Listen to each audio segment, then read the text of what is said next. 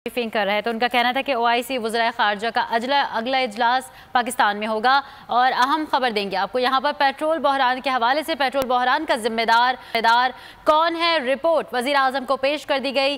तहकीकाती commission ने वज़ीर आज़म को रिपोर्ट पेश की है। इसी हवाले से मज़ीद तफसीलात बताएंगे नुमाइंदा बोल न्यूज़ शहबाज अहमद। शहबाज अहमद, बताइएगा क्या दर्ज है रिपोर्ट में।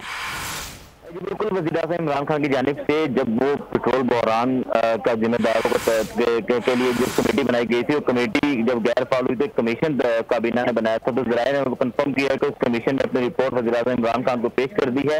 और इस कमीशन ने बताया गया कि निजी ऑयल मार्केटिंग कंपनियां जो थी वो पेट्रोल बहरान का बाइस बनी और पेट्रोल पंप को जानबूझकर जो है सप्लाई रोकी गई है।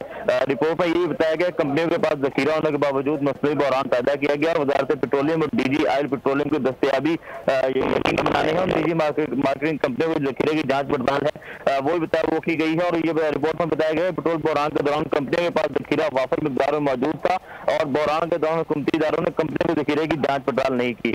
रिपोर्ट में जरा बताते हैं, ये बताया गया कि तहकीकाती कमेटी ने जो कमीशन था उसने बहरान के जिम्मेदारान का तयन कर दिया है और कमीशन ने जिम्मेदारान के खिलाफ सख्त कार्रवाई की सिफारिश कर दी है और वज़ीर आज़म इमरान खान की हिदायत पर जिम्मेदारान के खिलाफ सख्त एक्शन जो है वो अमल में लाया जाएगा। अब से कुछ देर के बाद आज